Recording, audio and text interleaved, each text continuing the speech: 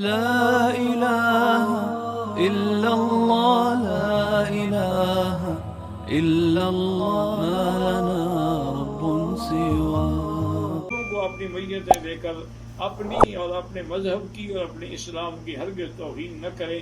اور آخر میں دعا کرتا ہوں کہ اللہ تبارک و تعالی تمام عالم انسانیت سے یہ عذاب رفع فرما دیں. اللہم انک عفو کریم عظیم تحب العفو فاعف عنا. اللہم انا نسألک العفو والعافیہ. بات جس نے مجھے یہ پیغام دینے پر مجبور کیا وہ یہ ہے کہ مجھے یہ بڑی باوثوق ذریعے سے خبر پہنچی ہے کہ ہندوستان میں بھی مسلمان مرنے کے بعد نعوذ باللہ اپنے مردوں کو اسلامی طور پر دفن کرنے کے بجائے کافروں کے حوالے کر دیتے ہیں.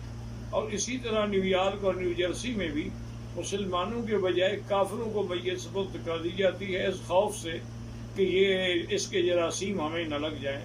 حالانکہ ادارہ صحت انٹرنیشنل لیول پہ رپورٹ دے چکا ہے کہ مرنے کے بعد اس کا کوئی کسی قسم کا وہ تعدی نہیں ہوتی، کسی دوسرے پر اس کے اثرات قطعاً نہیں ہوتے ہیں.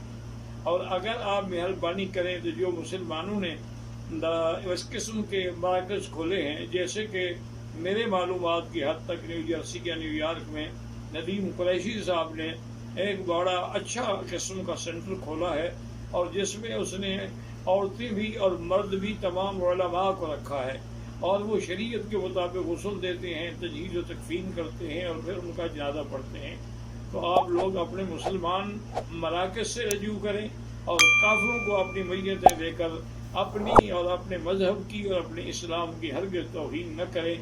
اور آخر میں دعا کرتا ہوں کہ اللہ تبارک و تعالی تمام عالم انسانیت سے یہ عذاب رفع فرما دیں.